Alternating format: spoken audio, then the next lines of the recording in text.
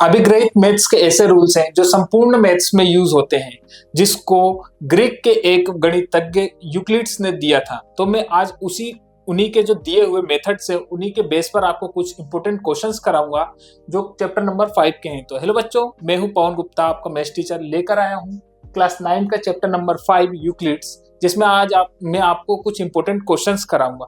ठीक है, तो अब एक एक करके मैं आपको बताऊंगा कि जो मैंने आपको इंट्रोडक्शन वीडियो में नहीं देखा है तो आप जाकर देख लीजिएगा। जो मैंने इंट्रोडक्शन वीडियो में आपको बताए हैं रूल्स, उसको हमें क्वेश्चंस में कैसे फॉलो करने हैं। ठीक है, तो एक एक करके हम उन्हीं को देखेंगे और उसी रूल्स को फॉलो करते हुए क्वेश्चंस को सोल्व करेंगे। ठीक है, तो अब देखते हैं अपन क्या है क्वेश्चंस, है ना।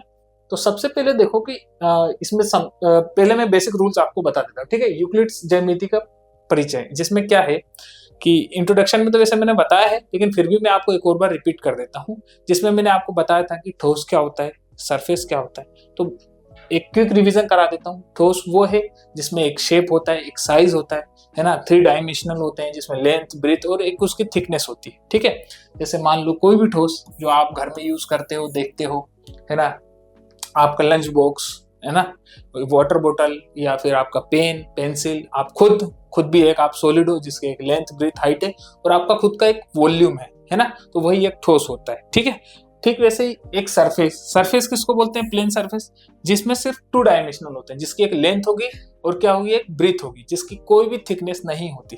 ठीक है, वो 2 डायमेंशनल होते हैं, है ना। उसमें हम ये नहीं देखते कि कितना मोटा है, ये कितना नहीं। आप खुद की स्किन को भी देखिए तो एक सिर्फ ऊपर की लेयर दिखती है, उसी को हम क्या बोल देते हैं? हम प्लेन सरफेस। ठीक है, जैसे ये स्क्रीन की भी ये पहली एक लेयर है। ठीक है, और लेयर जो है बच्चों वो बहुत सारे लाइनों से मिलकर बनती है ना। और लाइन्स हमने पढ़े थे क्या होते हैं? लाइन्स हमने पढ़े थे कि लाइन्स में सिर्फ लेंथ होती है, ब्रेथ नहीं होती। ठीक है, पॉइंट्स के बारे में हमने क्या पढ़ा था कि पॉइंट्स में हम और पार्ट्स नहीं कर सकते पॉइंट्स को, ना उसमें कोई रेडियस होगा, ना उसमें कोई उसका व्यास भी नहीं होगा, मतलब डायमीटर, है ना, और ना ही उसका कोई सर्कमफेरेंस होगा, समझ गए, ना ही कोई एरिया होगा, सिर्फ पॉइंट, है ना। जैसे आपके पास कोई निडल हो तो आप उसमें देखोगे कि जो एकदम स्टार्टिंग में जो पॉइंट है वही पॉइंट्स है। ठीक है, तो समझ में आया होगा, है ना। अब मैं आपको इस पे कुछ क्वेश्चन है जो मैं आपको बताता हूं। जैसे देख लो क्या है कि दिए हुए बिंदु से होकर कितनी रेखाएं खींची जा सकती है? एक दिए हुए बिंदु से, मतलब कहीं पर सिर्फ एक पॉइंट है ना, तो उससे आप कितनी रेखाएं खींच सकते हैं? तो याद रखना, उससे हम अनंत रेखाएं खींच सकते हैं। जैसे ये देखो, ये कहीं भी आप कितनी भी रेखाएं उस पॉइंट से खींच सकते हो, क्योंकि आपको कहाँ किधर साइड खींचनी है कुछ भी नहीं पता। ठीक है, अनंत रेखाएं खींच सकते हो। ठीक है, तो एक बिंदु से हम कितनी रेखाएं खींच सकते हैं बेटा? तो हम खींच सकते हैं अनंत, कितनी भी खींच सकते हैं। ठीक है, इसका ऐसा मत सोचना कि 1 या 2 या कुछ भी, है ना। हम एक बिंदु से अनंत रेखाएं खींच सकते हैं, लेकिन एक रेखा को खींचने के लिए सिर्फ पर्टिकुलर जो एक ही डायरेक्शन में हो, उसके लिए हमें मिनिमम 2 पॉइंट की जरूरत पड़ती है। ऐसा मैंने इंट्रोडक्शन में भी आप लोग को बताया है। ठीक है, तो समझ गए होगे इसका उत्तर क्या होगा? अनंत, क्योंकि एक बिंदु से हम अनंत रेखाएं खींच सकते हैं। ठीक है, दूसरा क्वेश्चन क्या है वैसे ही समझो। देखो, दो दिए हुए बिंदुओं ए और बी से जाने वाले कितने रेखाखंड खींचे जा सकते हैं? जैसे अभी हमने पढ़ा कि एक बिंदु से तो हम अनंत रेखाएं खींच सकते हैं, और 2 पॉइंट से कितने? तो मान लो एक पॉइंट ये और एक पॉइंट ये, है ना। इसको हम मैच करेंगे तो सिर्फ एक ही लेंथ के, मतलब एक ही हम लाइन खींच सकते हैं, पर्टिकुलर एक डायरेक्शन। ठीक है ना, हम ऐसा नहीं कर सकते कि इससे हम एक इधर ले लिया उधर ले लिया, तो वो गलत होगा। जैसे मान लो इधर ले ली तो ये भी गलत, इधर ले ली ये भी गलत हो जाएगा। ठीक है, ये भी गलत हो जाएगा। मतलब हम 2 पॉइंट से कितनी रेखाएं खींच सकते हैं? 2 पॉइंट से हम सिर्फ एक ही रेखाएं खींच सकते हैं। एक पॉइंट ये, दोनों को हमने मैच कर दिया तो हम कितने खींच सकते हैं? सिर्फ एक।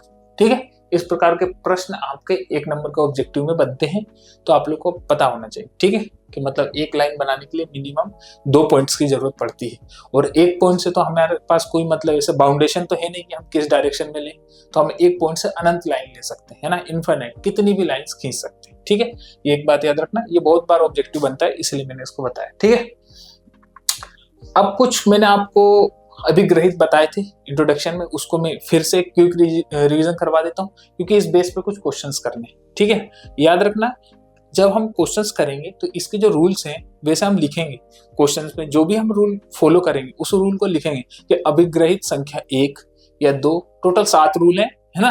तो जिस भी नंबर का हम रूल यूज करेंगे उसको हमें लिखना होगा बाजू में, ठीक है, कि हमने मतलब इस रूल को फॉलो करते हुए ऐसा बताएं, ठीक है। यूक्लिड्स ने हमें जो रूल्स दिए हैं उसी रूल्स को फॉलो करते हुए हम क्वेश्चंस को भी सोल्व करेंगे। तो इसलिए मैं उस जो रूल्स थे उनको एक और बार में क्विक रिवीजन करवा देता हूँ आप लोगों को। जैसे कि वे वस्तुएं जो एक ही वस्तु के बराबर हो परस्पर बराबर होते हैं, है ना। जैसे मान लो बताया था मैंने कि A is equal to B है, C is equal to B है, तो A is equal to C भी होगा, है ना।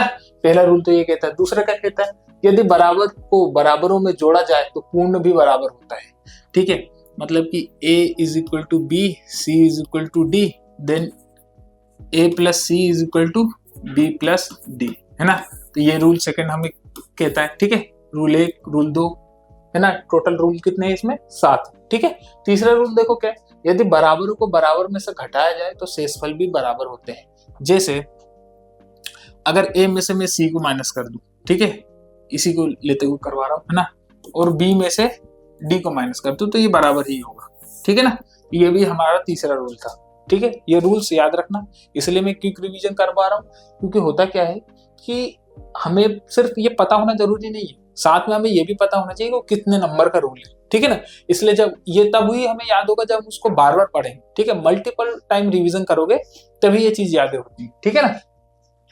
वे वस्तुएं जो परस्पर संपाती हो परस्पर बराबर होती है। जैसे मान लो एक लाइन है ए बी, है ना। संपाती मतलब एक दूसरे के ऊपर, ठीक है ना, पैरेलल नहीं, एक दूसरे के ऊपर, याद रखना, है ना। तो ये अगर लाइन है और इसी के ऊपर अगर एक और सी और डी इसी लेंथ की सेम इसी के ऊपर आ जाए तो वो उसका संपाती होगा। जैसे मान लो मेरा ये हाथ देखो, एक दूसरे के ऊपर संपाती है, ठीक है ना, एक दूसरे पे संपाती है। तो ये है संपाती का मतलब, जो एक दूसरे की लेंथ और ब्रीथ और हाइट सब कुछ उसकी जिसकी सेम होगी ना, वही संपाती होता है, ठीक है। तो लाइन खींचने के लिए तो आपको पता ही कि सिर्फ लेंथ की जरूरत है, ब्रीथ की हम बात ही नहीं करते उसमें, ठीक है। किसी भी लाइन को खींचने के लिए सिर्फ लेंथ की जरूरत होती है। तो वो एक दूसरे के ऊपर हो तो वो एक दूसरे क्या बोलेंगे, संपाती। तो जब वो संपाती होगी तो एक दूसरे के बराबर होगी, ठीक है। पांचवा देखो, पूर्ण अपने भाग से बड़ा होता है। जैसे मान लो कोई भी एक चपाती ले लो, है ना, ठीक है, इसका एक ऐसे एक पार्ट ले लो कोई सा भी, कितने डिग्री का, टोटल 360 होगा, 30, 40, 50, 60। तो वो हमेशा छोटा होगा किसके, अपने पूर्ण से, मतलब अपने होल पार्ट से हमेशा वो क्या होगा, छोटा होगा, ठीक है ना। तो पूर्ण अपने भाग से बड़ा होता है, मतलब जो संपूर्ण पूरा का पूरा होता है वो हमेशा अपने एक छोटे पार्ट से बड़ा ही होगा, ये जनरल सी बात है ना। छठवां रूल क्या है, वे वस्तुएं जो एक ही वस्तु की दोगुनी हो परस्पर बराबर होती हैं। वे वस्तुएं जो एक ही वस्तु की दुगनी हो परस्पर बराबर होती है। जैसे A is equal to 2D, then C is equal to 2D। तो हम कह सकते हैं कि A is equal to C, क्योंकि A भी D के डबल है ना, और C भी D के डबल है ना। इसकी जगह पे आप कोई एक संख्या रखकर भी आप इसको प्रूव कर सकते हो, है ना। तो A और C भी क्या होगा, एक दूसरे के बराबर होगा, ठीक है। A और C भी एक दूसरे के बराबर होगा, क्यों, क्योंकि A जो था हमारा वो D के डबल था। D जितना भी हो उसके सीधे डबल करोगे तो A आ जाएगा, और D को डबल करोगे तो C आ जाएगा। तो इसका मतलब A और C भी आपस में क्या है, बराबर है। ये हमारा रूल नंबर कितना कह रहा है, 6 कह रहा है, ठीक है। 7 क्या कहता है, वे वस्तुएं जो एक ही वस्तु की आधी हो परस्पर बराबर होती है। कहने का मतलब A is equal to half of D और C is equal to half of D, then A is equal to C। ये भी रूल समझ गए। इसमें क्या कह रहा है कि जो A है वो D का आधा है ना, और C भी D का आधा है। इसका मतलब A और C भी एक दूसरे के बराबर है ना, ठीक है। ये कितने छोटे छोटे रूल्स हैं, बस याद रखना, और इनका नंबर्स याद रखना, सीक्वेंस, है ना। क्योंकि आप जब क्वेश्चंस करोगे तो पूरा का पूरा अभिग्रहण तो वहां लिखोगे नहीं, है ना। अभिग्रहित पूरा का पूरा तो लिखोगे नहीं कि मैंने कौन सा यूज किया है, ठीक है। तो उसमें हम क्या संख्या लिख देते हैं कि अभिग्रहित संख्या 1, 2, 3, 4, जो आपको जो भी आप फॉलो करो क्वेश्चंस में उसको आप लिख दो, ठीक है। तो अब इस बेस पे मैं आप क्वेश्चंस कराऊंगा, ठीक है ना। तो एक और बार मैं आपको फिर दिखाऊंगा भी कि मैंने कौन सा अभिग्रहित यूज किया है, ठीक है ना। तो ऐसे हम करेंगे, ठीक है। अब देखो क्वेश्चन क्या है कि A, B और C एक रेखा पर स्थित 3 बिंदु हैं और B बिंदुओं A और C के बीच में स्थित है। तो सिद्ध कीजिए कि AB plus BC is equal to AC। हमें क्या सिद्ध करना है कि AB plus BC is equal to AC, है ना। ABC एक रेखा स्थित है, 3 बिंदु और B जो है A और C के बीच में। जैसे मान लो कोई लाइन है बेटा, ए और सी, इसके मिड में हमारे क्या आ रहा है, बी। इसका मतलब ये लाइन और ये लाइन एक दूसरे के क्या है, बराबर है। क्या है, बराबर है। तो अब मैं इसको देखो कैसे सोल्व करूंगा। याद रखो हमें प्रूफ क्या करना है, तो सिद्ध कीजिए कि A B plus B C is equal to A C, है ना। तो मैं इसको ये कह सकता हूं कि अभिग्रहित संख्या 4 से, 4 में हमारा रूल क्या था वो देख लो पहले आप लोग। देखो 4 में हमारा रूल क्या है कि वे वस्तुएं जो परस्पर संपाती हो, परस्पर बराबर होती, मतलब एक दूसरे के ऊपर हो तो वो बराबर होगी, है ना। तो हमारा क्या कह रहा है यहाँ पर देखो, तो यहाँ पर मैं चलो एक तो ये आप कह सकते हो कि A B is equal to B C, ये तो हमारे क्वेश्चन में ही गिवन था, ठीक है। A B is equal to B C, ये तो हमारे क्वेश्चन में ही गिवन था, है ना। और जो ए बी है और प्लस बी सी, ये ए सी के बराबर होगा। क्यों होगा,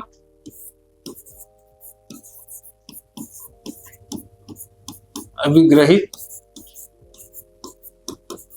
संख्या 4 से, ठीक है। अभिग्रहित संख्या 4 से हम कह सकते हैं कि A B plus B C is equal to A C, है ना। बहुत छोटा है, इतना आपको समझना है कि ए बी और बी सी बराबर है, और ए बी और बी सी ए सी के ऊपर ही है, मतलब एक दूसरे के ऊपर क्या है, संपाती है। और संपाती लाइंस क्या होती है, एक दूसरे का बराबर होती है ना। मतलब मैं कह सकता हूँ कि ए बी और बी सी को जब मैं जोड़ू तो वो ए सी लाइन के ऊपर क्या होगा, संपाती होगा। संपाती होगा तो इसका मतलब अभिग्रहित संख्या मैंने 4 को यूज किया है, ठीक है। कितना छोटा है, बस 2 लाइन का क्वेश्चन था, बस आपको समझ में आएगा तो आप इजीली उसको सोल्व कर लो, ठीक है ना। तो मैंने कौन सा यूज किया, अभिग्रहित संख्या 4, ठीक है। अब ऐसे ही देख लो आप दूसरा क्वेश्चन क्या है, यदि 2 बिंदुओं ए और बी के बीच एक बिंदु सी ऐसा स्थित है कि A C is equal to B C है, तो सिद्ध कीजिए कि, एक आकृति खींच करके इसमें स्पष्ट कीजिए कि A C is equal to half of A B. मतलब कोई लाइन है ए से बी तक, उस पे क्या है, एक लाइन सी है ना। यदि 2 बिंदु ए और बी के बीच में एक बिंदु सी स्थित है, मैं डायग्राम कैसे बनाऊंगा, मैं क्वेश्चंस पढ़ के बनाऊंगा, आपको भी वैसे ही करना है। अगर डायग्राम बना नहीं आएगा तो आप लोग को प्रश्न पढ़ना है और प्रश्न के अकॉर्डिंग डायग्राम बनाना है, ठीक है ना। तो अब मैं ये कह सकता हूं कि ए बी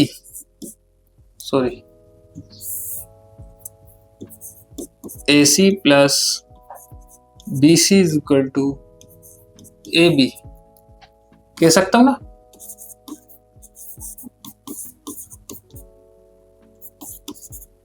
अभिग्रहित 4 से, है ना। किससे, अभिग्रहित 4 से। 4 में क्या था कि AC प्लस BC, ये दोनों AC पर क्या है, AB पर क्या है, संपाती है। संपाती है तो क्या होगा, उसके बराबर होगा, ठीक है ना। मतलब इन दोनों का सम AB के ऊपर आएगा तो वो क्या होगा, संपाती होगा, है ना। अब देखो क्वेश्चन हमसे क्या कह रहा है कि AC is equal to BC, question ने हमसे बोल कर रखा है AC is equal to BC, है ना। तो अब मैं इसमें क्या करता हूं, थोड़ा और ऊपर लिखता हूं, है ना।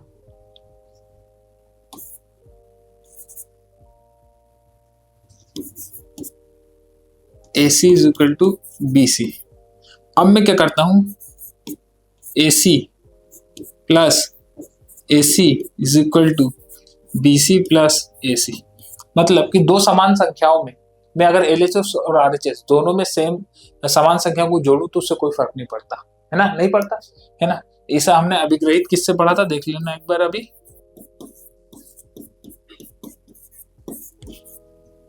अभिग्रहित देखो, यदि बराबर को बराबर में जोड़ा जाए तो पूर्ण भी बराबर होता है ना। बराबर को बराबर में जोड़ा जाए तो पूर्ण भी बराबर होता है ना। इसका मतलब कि अभिग्रहित 2 से, है ना। अभिग्रहित 2 से हमने क्या सीखा कि AC plus AC is equal to BC plus AC। कहने का मतलब AC और BC बराबर थे और मैंने दोनों साइड बराबर AC और AC जोड़ दिया तो उससे क्या होगा कि उसका जो LHS और RHS दोनों पार्ट क्या होगा, एक दूसरे के इक्वल आएगा। ऐसा हमने किस में पढ़ा था, अभिग्रहित संख्या 2 में पढ़ा था। ठीक है, तो मैं कह सकता हूं कि AC प्लस AC क्या होगा, 2AC, और BC प्लस AC हमने यहां पर देखा अभिग्रहित संख्या 4 को यूज करके। यहां पर मैं क्या लिख सकता हूं, AB लिख सकता हूं ना।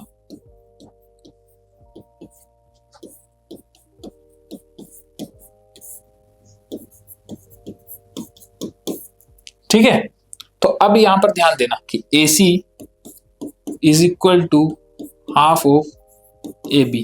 क्यों, क्योंकि जो 2 था यहाँ पे गुने में है, जैसे ही आप उसका साइड चेंज करोगे तो वो RHS में जाके भाग में हो जाएगा। और यही तो हमें प्रूफ करने के लिए बोला था कि AC is equal to half of AB। ठीक है, तो ये हमारा आंसर आ गया। ठीक है, बहुत छोटा है, कोई दिक्कत नहीं है। इसी टाइप से आपको सोल्व करना है, साथ में ये आपको लिखते चलना है कि आप कौन सा अभिग्रहित यूज कर रहे हो। 4 नंबर, 2 नंबर, 4 नंबर, ऐसे जो मैं यूज करूंगा वो मुझे लिखना है। ठीक है ना, ऐसे ही आप उसको सोल्व करो। यहाँ पे कौन सा अभिग्रहित यूज हुआ है, यहाँ पे भी हुआ है, खैर ये वाला देखो लिखने की जरूरत नहीं है, आप लिखना चाहो तो लिख भी सकते हो और नहीं भी, क्योंकि यहाँ जो मैथ्स का रूल फॉलो हुआ है। वैसे आप देखोगे तो आपने इसमें अभिग्रहित कौन से यूज किए, वे वस्तुएं जो एक ही वस्तु के आधी और परस्पर बराबर होती है ना। लेकिन इसको लिखने की जरूरत नहीं है, क्योंकि वो जो 2 था वो पहले से ही था उसमें, है ना। आप अलग से कुछ भी नहीं कर रहे थे, अलग से करते तब इसको लिखते। ठीक है ना। तो ये आपका क्या हो जाएगा, उत्तर हो जाएगा AC is equal to half of AB, है ना। और यही हमें प्रूफ करने के लिए बोला था, हम ये भी कह सकते हैं हेंस प्रूफ। ठीक है, और आपका क्या प्रश्न है, आकृति में AC is equal to BD है तो सिद्ध कीजिए कि AB is equal to CD। जैसे मान लो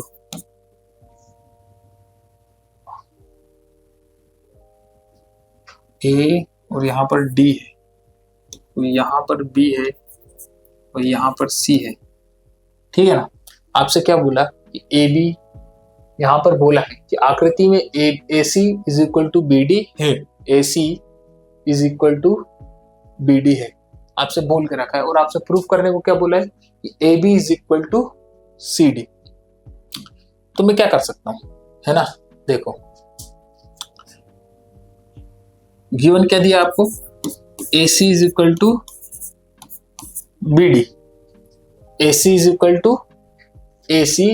टू BD, ऐसा आपको क्वेश्चंस में दिया हुआ है। AC is equal to BD question में दिया है।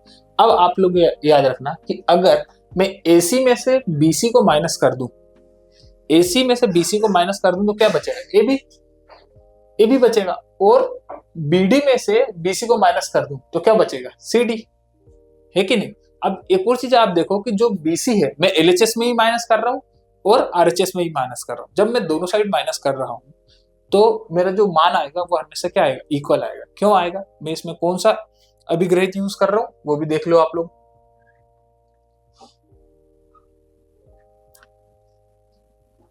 यदि बराबर को बराबर में से घटाया जाए तो शेषफल भी बराबर होते हैं, ऐसा हमने किसमें पढ़ा, रूल नंबर 3 में। अभिग्रहित किसमें, तीसरे में हमने पढ़ा कि अगर बराबर को बराबर में से घटाया जाए तो हमारा जो शेषफल है वो ही बराबर होता है। ठीक है ना, इसी रूल को हम फॉलो करेंगे। AC माइनस BC और BD माइनस PC अभिग्रहित संख्या 3 से, है ना, अभिग्रहित संख्या 3 से। अब मैं AC में से BC को माइनस करूं तो क्या बचेगा, इधर AB is equal to BD में से मैं BC को माइनस करूंगा तो क्या बचेगा, CD। ये भी हमारा हो गया। यही हमसे प्रूफ करने को बोला था कि AB is equal to CD, है ना। AB is equal to AC minus BC तो बचेगा AB। हमसे बोला था AB is equal to CD proof करने के लिए, तो ये भी हमारा बच्चों प्रूफ हो गया।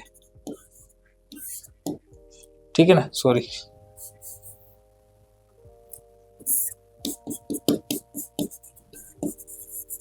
ये भी हमारा प्रूव हो गया है ना, यही हमारा आंसर है। ठीक है, तो उम्मीद है आप लोग को ये समझ में आ रहा होगा है ना कि अभिग्रहित संख्या हमने इसमें 3 को यूज किया है। ठीक है, तो यूक्लिड्स द्वारा दिए गए नियमों को हम ऐसे ही अपने जीवन में भी यूज करते रहेंगे। उम्मीद है बच्चों आपको ये समझ में आया होगा। अगर अच्छा लगा है तो लाइक करना, शेयर करना, सब्सक्राइब करना, और अगर आप इसको और ज्यादा डिटेल में पढ़ना चाहते हैं तो आज ही फ्यूके एजुकेशन ऐप डाउनलोड करना। Thank you.